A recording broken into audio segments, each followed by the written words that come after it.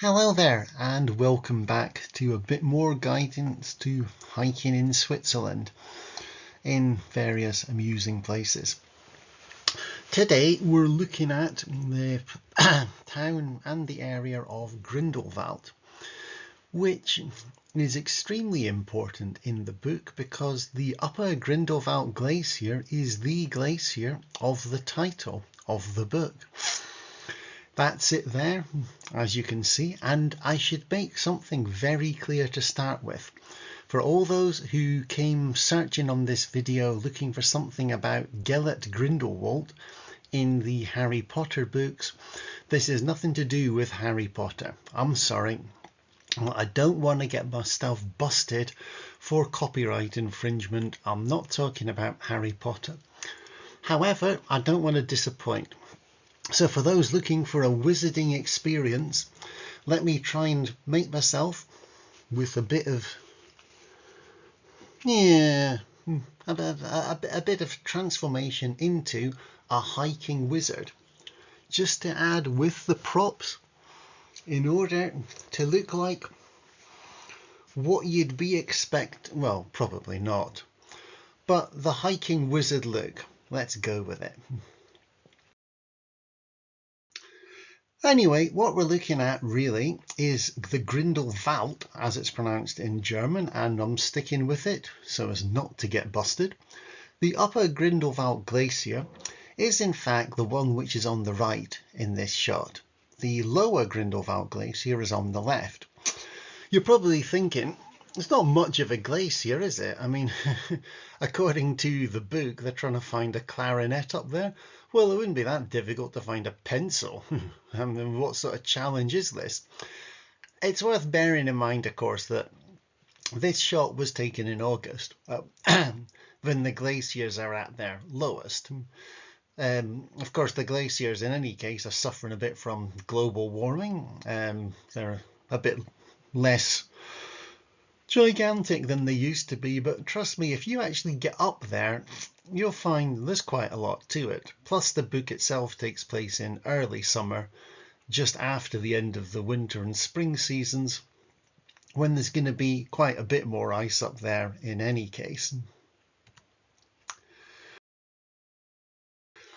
The town of Grindelwald itself is, how to say, it's a bit like Interlaken's little brother. It's not so obvious here. You're seeing here the way out of the town. You've come up from the Lucina Valley below it into the broader Grindelwald Valley, which you're in. The town of Grindelwald itself, you can see it's nice enough on the outskirts. In the centre, it's the usual sort of, here's a plastic Swiss cow made in Beijing, absolutely genuine, only 25 francs for you. What can I do with this? Well, you can buy another one and play Swiss farmyards with it. I mean, whatever floats your boat, really. But the town itself, well, it doesn't appear in the book, therefore doesn't get a slating. But it's somewhere where you want to get out for that bit of hiking to see the sights.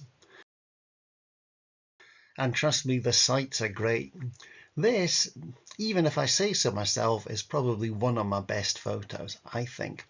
And it's also a critical scene from the book. This is the valley where the paragliding takes place. This is where they descend from the glacier in the paragliding chutes, if that's the right way of phrasing it. When they're paragliding off the glacier, this is the valley through which they descend on their way back to Interlaken.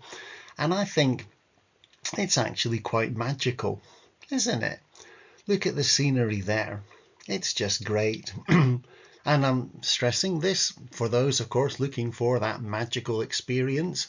Anybody who's logged in halfway through the video will be noticing, hey, hiking wizard, that's what we're dressed as here.